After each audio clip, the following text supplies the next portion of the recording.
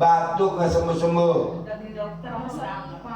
Hah? Udah ronsen udah segala macam. Udah rongsen 10 kali rongsenan Pak Ji. Iya. Bisa penyakitnya.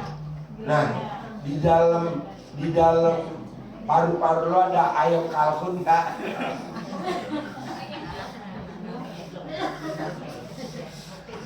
Jadi kata dokter sakitnya apa?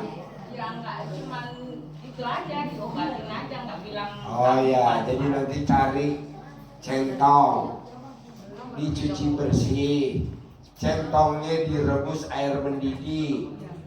Centong yang udah direbus kan diangkat ke hangat, direndam di air minum nih. Ini kan air minum ibu, cemplungin centong, bluk, buat minum. Jadi ada centongnya kayak gelas, kayak sendok, ibu minum. Tapi syaratnya centongnya sebelum direndam dicuci dulu bersih, terus direbus air mendidih biar nggak ada bakterinya. Angkat centongnya, rendam di air minum, nah air minumnya ibu buat minum, sembuh. Tiap hari begitu. Oke, ada lagi?